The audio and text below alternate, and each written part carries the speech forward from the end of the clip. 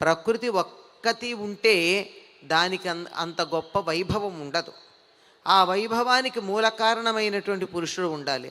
ప్రకృతి లేకపోతే పురుషుడికి ఆ వ్యక్తతే లేదు, తాను వ్యక్తం కావడానికి అవకాశమే లేదు. భగవంతుడు ప్రకృతి రూపంలో వ్యక్తం అవుతాడు కనుక ప్రకృతి రూపంలో వ్యక్తమయ్యేటటువంటి ఆ భగవంతుణ్ణి, ప్రకృతిని పరమాత్ముణ్ణి ఇద్దరినీ ఒక్కచోట కలిపేటటువంటి ఒక అద్భుతమైన వైదిక కార్యక్రమం ఏదైతే ఉందో సంప్రదాయంలో మనకి చెప్పబడినటువంటిది.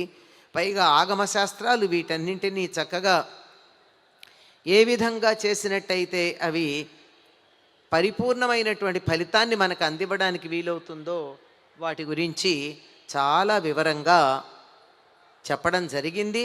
ఆ వివరంగా ఆగమశాస్త్రాలు కళ్యాణ క్రతువు, దాన్ని మామూలుగా అనమండి, క్రతువు అనే చెప్తాం. అంటే అది ఒక రకమైన యజ్ఞం. ఆ కళ్యాణ క్రతువు ఎలా జరపాలో చాలా పద్ధతిగా చెప్పారు.